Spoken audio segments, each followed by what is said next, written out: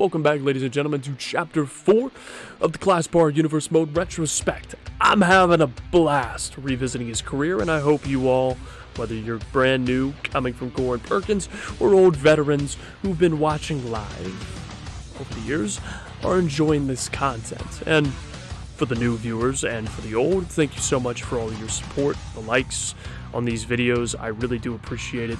And it makes me want to do more for other characters done in the series, and hopefully you all stay for those guys as well.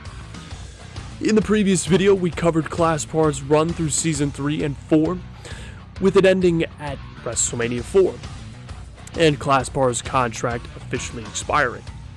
In this video, we'll be covering his entire run through Season 5 and 6.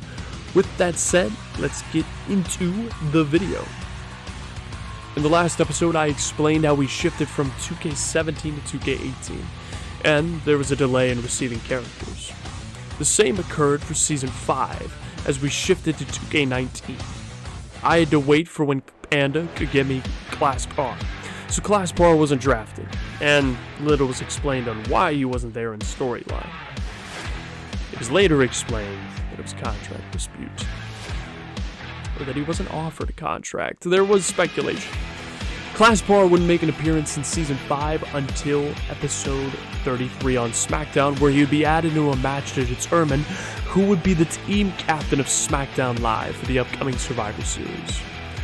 For the first time ever, he was a member of the Blue Brand. In addition, he'd make it all the way to the final two before being eliminated by Kevin Draco. However, with that said, Draco would select Classpar to be part of the SmackDown Live squad. He'd be part of the match until the final three, where Matt King, representing Team Raw, would eliminate Classpar. Despite this, Kevin Draco would secure the win for Team SmackDown Live, and they'd all celebrate in the ring. With this victory, the whole team would be given the option to be part of the WWE No. 1 Contendership match, which Classpar would go on to win. This would mean that Classpar would face the WWE Champion at TLC Episode 40. He would go on to face Tommaso Ciampa at the pay-per-view, and after a hard-fought match, he'd come up short. In such a short period of time, he would make an impact, get a world title shot, and came up short. Now I know what you all might be asking. Why are you halting? Is there something that happens on the road to WrestleMania? What's noteworthy to talk about? Are you just doing meta commentary for the sake of meta commentary? Are you rambling for the sake of rambling? The answer is that something already did happen. I just haven't covered it. I want to take a step back to SummerSlam Season 5 really quickly to understand what has already happened in Universe Mode. Remember in the last video when Panda said something had to change? This is how change can happen for one character. At SummerSlam, Kevin Draco retained his WWE Championship against Jamie, but when he went backstage, he was confronted by a masked man dressed in an expensive suit. This masked wrestler beat him down and left him in a heap. Now, that same character made an appearance on Raw the following episode, where he promised that he took two other free agents of Universe Mode and molded them into his image. He promised that the group will seize gold and bring anarchy to WWE for not bringing them back.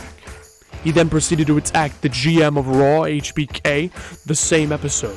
After that, he went to the ring with his two other members, where the big man of the group defeated Roman Reigns. At Clash of Champions, the masked wrestler would select his next target as the chairman of WWE, Triple H. Sporting a long ponytail, people were unsure whether it was Classpar, who had just grown a ponytail at WrestleMania, or if it was someone else trying to throw him under the bus. Not only that, but the WWE Champion Kevin Draco was attacked again by the masked wrestler later on in the show. This attack would allow Tommaso Ciampa to defeat Kevin Draco right afterwards. This would also prompt Matt King to step up to take on the big man of the group on Raw, but he would lose the match to the big man. At Backlash, Triple H would take on the leader of the faction where, if the leader lost, he would have to unmask. If he beat Triple H, however, he would get a world title match whenever he wished. For the masked wrestler, he'd pick up the victory over the chairman of WWE. Later on in the show, the big man of the group would reveal himself to be Ross Young, as he'd win the Universal Championship. The smallest member would be revealed to be Alex Carter, who was a former tag team wrestler. He'd head to NXT, where he'd align himself with a debuting star to form a faction called the Golden Six. Wonder how that turned out for him. As for the leader of this brief and temporary faction, he disappeared after defeating Triple H until a time he felt was right. Now that we're all caught up, this takes us to the Royal Rumble, where the masked wrestler challenged Tommaso Ciampa for the WWE title. There he'd remove his mask to reveal he was indeed Classpar, to a warm reception. With this second chance at the WWE title, Classpar would be in a 15-minute Iron Man match to try and win his first WWE title, to become the second ever Grand Slam champion. Got him there! Knife edge! Oh wait, Ciampa! No! No! Classpar! Last right there! Neckbreaker! Classpar is champion!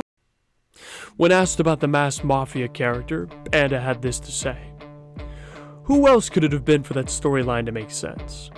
Anybody besides me, with all the clues, would have been a disappointment. Especially now that I was starting to get really popular. I needed an edge, and I was more than happy to see myself in that spot though after Season 4. Being under the mask really helped me become a permanent fixture in the main event scene, as a face or as a heel. I also expected to be a heel again immediately afterwards. However, I had to wait for that to come to fruition later down the line. Foreshadowing. With the victory, Classpar would become a two-time world champion, and also became the second ever Grand Slam champion, which is holding both world titles, both minor titles, and one tag team title. And he was also the first ever Triple Crown champion, which requires you to win both world titles on the main roster and the NXT championship. Now, to put that in perspective, there have only been 4 Triple Crown winners and 9 Grand Slam champions. Just to put in perspective on how rare these feats are, there have been over 170 people who have held championship gold in Universe Mode. Just to put it in perspective. His success, though, would be momentary, as Samoa Joe would cash in his Money in the Bank contract to win the title off him, leaving fans stunned and rallying behind it, Classpar even more. Following this, in a move that is truly shocking considering their history, Classpar would team up with Raymond Cruz on SmackDown, where they defeat Draco, Daniels, Matt King, who was the Royal Rumble winner, and Johnny Gargano in a 3-way tag match. These groups, in a quest to get in the WWE title match, would again clash at the Elimination Chamber, where Classpar would team up with Cruz and Daniels. Unfortunately for Classpar, his team would lose, which gave Johnny Gargano, who pinned one of the contenders of the match, Blake Daniels, an opportunity to be added into the chaos for this world title match. To make matters worse for Classpar, the WWE title changed hands on the Elimination Chamber show, which was one of the loudest pops ever in the history of Universe Mode. This left Classpar, Blake Daniels, Johnny Gargano, Tommaso Ciampa, Samoa Joe, Kevin Draco, and Elias, of all people, all battling for who will fight at WrestleMania. Now, Ciampa would ultimately be cut out of the picture on SmackDown, while Tyler Wolf, who is the GM of SmackDown Live, declared it to be a 6-man elimination match at WrestleMania V. The odds were stacked against Classpar. If he wanted to emerge as champion, could he do it? Could he be the last man standing among the chaos? Let's find out. Classpar shaking his head, looking at the WrestleMania logo in the ring. And he's sizing him up one more time. Saying goodnight, kid. Here it comes, rolling elbow. Classpar. Cover to be the champion. 1, 2, 3. Classpar wins. When asked about WrestleMania V, Panda had this to say. Mania 5 was fantastic. I hadn't fought the new bloods of Kevin Draco or Blake Daniels really at all yet, and those were the main guys that I wanted to fight. Call versus call matches and angles were, in my opinion, more over than angles involving some of the in-game wrestlers. So, getting the chance to take on both near the end of the match, I felt was a really cool opportunity. Winning the title back, again, was also an incredible moment to show how much I had risen from Season 3 to 5. I think that winning the title again, it also established me as a veteran compared to Kevin and Blake. And that really set up the trajectory for the rest of my career, now that I was considered the old guard. In my opinion, ladies and gentlemen, for all the viewers here, as a quick side note, I do believe that this was a great match. It's a very long match, but if you go check it out, Universe Mode, Season 5, WrestleMania, second to last match, really good, just very long. There's a few lulls, but definitely worth a watch in terms of the significance of the star power involved in the match. Regardless, we're going to carry on.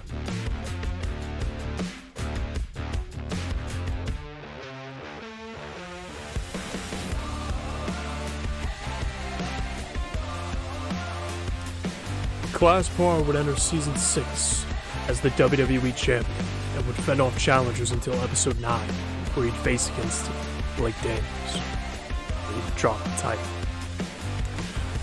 Questions shifted to, would Classpar fall down the card again?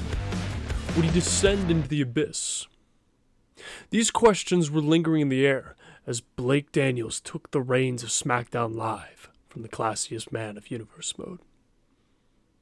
On the following SmackDown Live episode 11, Classpar would team up again with Raymond Cruz against the team of Golden Glory, where they'd pick up the win. Despite the loss of the world title, Classpar seemed to have moved past the rivalry with Cruz, and they appeared to have their sights set on tag team gold. However, on the following SmackDown, episode 15, Raymond Cruz would turn on Classpar, attacking him backstage. He'd go on to replace Classpar with the Demon Finn Balor, where they'd win the tag team titles to close out the show. On episode 20, Classpar would attack Raymond Cruz in revenge, while also at the same time sending a warning shot that he's coming for payback.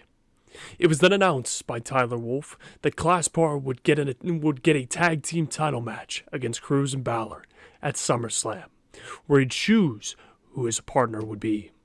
His partner would wind up being... Oh, it's Mad King! What? That means... Mad Class would reform exactly 4 seasons after winning the Raw Tag Team titles, to now win the SmackDown Live Tag Team titles. The 2 Grand Slam champions would successfully fend off Cruz and Balor in a rematch on the next SmackDown. After the match, Classpar would speak to the crowd and Matt King, saying that he doesn't feel satisfied with holding these titles until they face American Alpha on NXT the following episode. They'd successfully defeat American Alpha on NXT before moving on to Clash of Champions, where they defend their titles against DIS successfully. Continuing this building wave of momentum, they take on Gallows and Anderson on SmackDown Live episode 29, where they'd show their cohesion with a tag team finish to retain their belts. Their next opponents would be the Revival at Backlash episode 31, where they'd be scheduled to compete in a TLC match. Unfortunately for Mad Class, the Revival would come out on top as the winners of the match. They waited for their moment and just capitalized on it. When asked about teaming up with Matt King, Panda had this to say. Teaming up with Matt King was a blast of nostalgia though. I thought that resuming our run was a good move, because we still had a lot to prove as a team. Getting the opportunity to do it all again.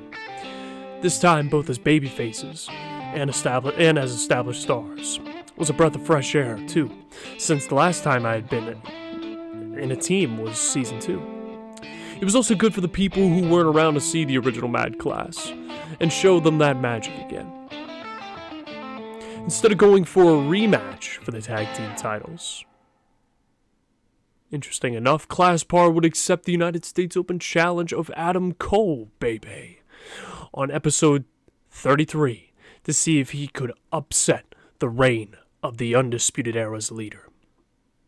Oh, to his feet! Looking for that super kick, no! Rolling elbow by Classpar! Adam Cole's out of it! There it is! 1, 2, 3! Classpar, the new United. This victory would allow Classpar, the new United States champion, to face the Intercontinental champion Jamie in a brand warfare match at Survivor Series. He'd ultimately lose the match, but it was a stellar match nonetheless, one that I recommend that you all check out. On the following SmackDown, Matt King would battle the Revival alone. And that's because Classpar decided that it was better that he would send out an open challenge in the main event of the show. Foreshadowing. The challenge would be accepted by a returning Prince Metallico, stunning the live audience, as he also made his main roster debut. He was a big star in NXT, and a lot of people were happy to see him back. Despite the shock and the eruption of support for Metallico, Classpar would retain.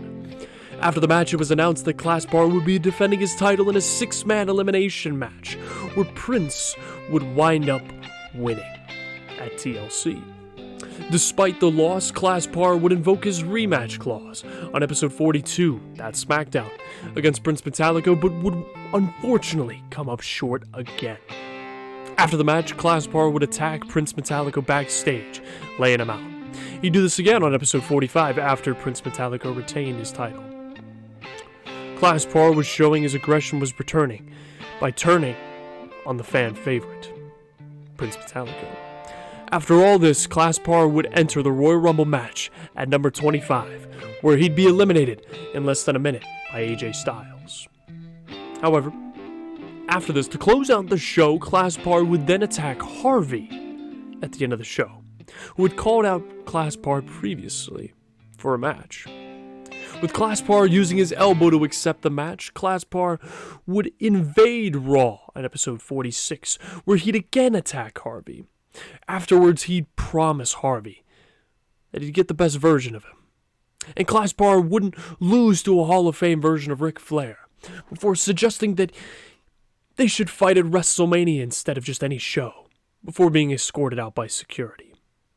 Despite this villain persona returning, Classpar was getting cheered by live fans at the prospect of having a dream match against Universe Mode's biggest villain, Harvey.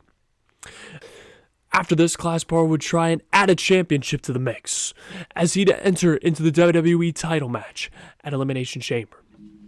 He'd unfortunately be eliminated by Colt Lee in the match. Following this, Harvey would appear on SmackDown Live to help Matt King and Blake Daniels against the Undisputed Era, but they'd come up short. Later in the show, Classpar would again try and attack Harvey backstage, but the Hall of Famer would turn the tide and lay him out before accepting the WrestleMania challenge. The two would be set up in an Extreme Rules 2 out of 3 falls match for the show, as it was going to be a battle between a Hall of Famer and a now member of the Old Guard, an established star in the company. Who would win in this clash at WrestleMania VI? And wait, these Sora! Oh! And oh wait, Classpar countered! Oh! And what is this? Classpar! Oh my gosh! Oh my gosh! Classpar to finish off Harvey! 1, 2, 3! When asked about the rivalry between Harvey and him, Panda had this to say. He wanted the feud, and I wanted it too. I had another Rumble incident after getting eliminated again, around a minute. Third time in a row, I was getting tossed out almost immediately. That set up an attack on Harvey out of anger, set up a heel turn. That didn't really work out though.